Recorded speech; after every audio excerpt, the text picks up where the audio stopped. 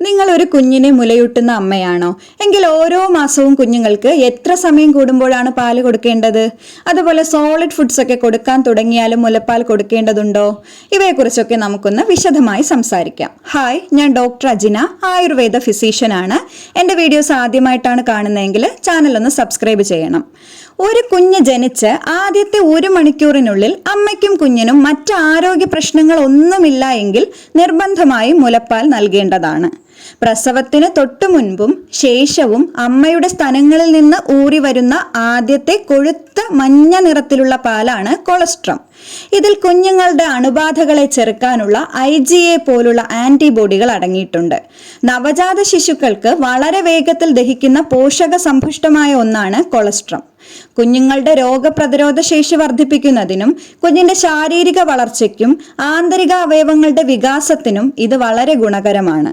ആയതിനാൽ നിർബന്ധമായും കുഞ്ഞിന്റെ ജനനശേഷം ആദ്യത്തെ മണിക്കൂറിൽ തന്നെ മുലപ്പാൽ നൽകേണ്ടത് വളരെയധികം നിർബന്ധമാണ്.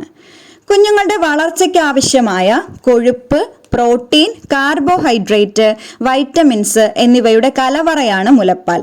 കൂടാതെ കുഞ്ഞിനെ മുലയൂട്ടുന്നതിലൂടെ അമ്മയും കുഞ്ഞും തമ്മിലുള്ള വൈകാരികമായ അടുപ്പം കൂടുകയും ചെയ്യുന്നു.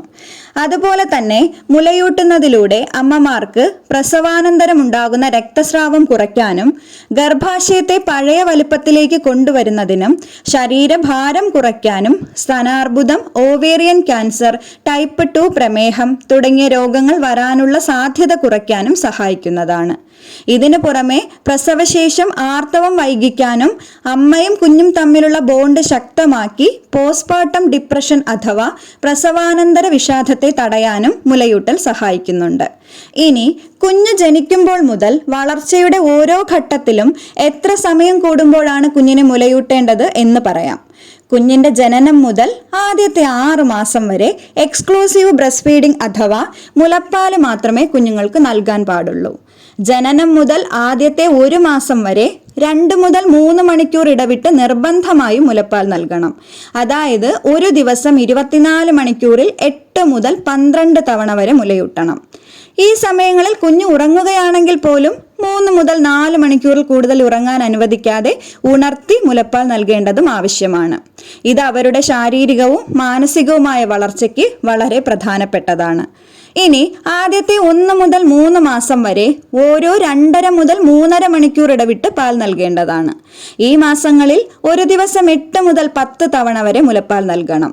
3-ാം മാസം മുതൽ 6-ാം മാസം വരെ ഓരോ 3 മുതൽ 4 മണിക്കൂർ ഇടവിട്ടും കുഞ്ഞിന് മുലപ്പാൽ നൽകേണ്ടതാണ്.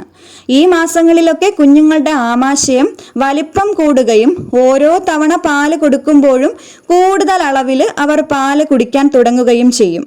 അതുപോലെ തന്നെ വയറ് നല്ല രീതിയിൽ നിറയുകയാണെങ്കിൽ കൂടുതൽ സമയം ഉറങ്ങാനും തുടങ്ങും. ആയതിനാൽ ഒരു ദിവസം 6 മുതൽ 8 തവണ വരെ ഈ മാസങ്ങളിൽ മുലയൂട്ടൽ തുടരണം. ഇനി കുഞ്ഞുങ്ങളിൽ 6-ാം മാസം പൂർത്തിയാകുമ്പോൾ മുതൽ മുലപ്പാലിനൊപ്പം തന്നെ കുറുക്കുകൾ പോലെയുള്ള സോളിഡ് ഫുഡുകളും കൊടുത്തു തുടങ്ങാവുന്നതാണ്. ഇവിടെ ശ്രദ്ധിക്കേണ്ട ഒരു കാര്യം എന്തെന്നാൽ കുറുക്കുകളൊക്കെ കൊടുക്കാൻ തുടങ്ങിയാലും പ്രധാന ഭക്ഷണമായി നിർബന്ധമായി മുലപ്പാൽ തന്നെ നൽകേണ്ടത് വളരെയധികം ആവശ്യമാണ്. 6-ാം മാസം മുതൽ ടൈം ഗ്യാപ്പുകൾ നോക്കുന്നതിനേക്കാൾ കൂടുതൽ കുഞ്ഞിന് ആവശ്യമുള്ളപ്പോഴെല്ലാം മുലപ്പാൽ നൽകുക എന്നതാണ്. അതായത് ഡിമാൻഡ് ഫീഡിങ്. അതായത് നമ്മളിപ്പോൾ ഇത്ര സമയം ഇടവിട്ട് കൊടുക്കണം എന്നുള്ളതിനേക്കാൾ പ്രധാനം കുഞ്ഞിന് ഏതൊക്കെ സമയത്താണോ മുലപ്പാൽ ആവശ്യമായി തോന്നുന്നത് അപ്പോഴൊക്കെ ധൈര്യമായിട്ട് നമുക്ക് ഫീഡ് ചെയ്യാം. ഈ മാസങ്ങളിൽ ഒരു ദിവസം 4 മുതൽ 6 തവണ വരെ മുലയൂട്ടുന്നുണ്ടെന്ന് ഉറപ്പുവരുത്തണം. ഇതിനൊപ്പം തന്നെ 2-3 തവണയായി കുറഞ്ഞ അളവിൽ കുറുക്ക് പോലെയുള്ള സോളിഡ് ഫുഡുകളും ഈ മാസങ്ങളിൽ നൽകി തുടങ്ങാവുന്നതാണ്.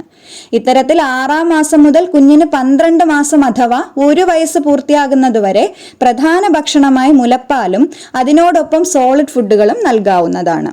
ഇനി കുഞ്ഞിന് 1 വയസ്സ് പൂർത്തിയാകുന്നത് മുതൽ 2 വയസ്സ് വരെ ഒരു ദിവസം 3 മുതൽ 4 തവണ വരെ കുറഞ്ഞത് മുലയൂട്ടൽ തുടരണം. ശരീരത്തിന്റെ വളർച്ചയ്ക്ക് ആവശ്യമായ പ്രധാന പോഷകങ്ങളൊക്കെ കുഞ്ഞിന് നൽകുന്ന മറ്റ് ഭക്ഷണങ്ങളിൽ നിന്നും ലഭിക്കുന്നുണ്ടെങ്കിലും കുഞ്ഞിന്റെ രോഗപ്രതിരോധ ശേഷി വർദ്ധിപ്പിക്കാൻ മുലയൂട്ടുന്നത് നിർബന്ധമാണ്.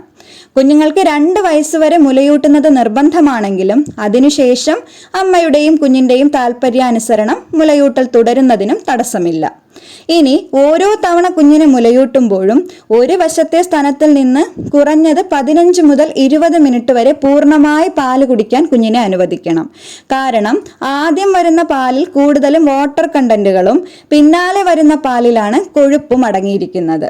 ഇനി പാല് കുടിച്ച ശേഷം കുഞ്ഞുങ്ങൾ 2 മുതൽ 3 മണിക്കൂർ വരെ നന്നായി ഉറങ്ങുന്നുണ്ടെങ്കിലോ ദിവസവും 6 മുതൽ 8 തവണ വരെയൊക്കെ മൂത്രമൊഴിക്കുകയൊക്കെ ചെയ്യുന്നുണ്ടെങ്കിൽ കുഞ്ഞുങ്ങൾക്ക് ആവശ്യത്തിനുള്ള മുലപ്പാൽ ലഭിക്കുന്നുണ്ട് എന്ന് നമുക്ക് ഉറപ്പിക്കാം. പ്രധാനമായിട്ടും ഈ ഒരു വിഷയത്തിൽ ഇത്രയും കാര്യങ്ങളാണ് പറയാനുള്ളത്.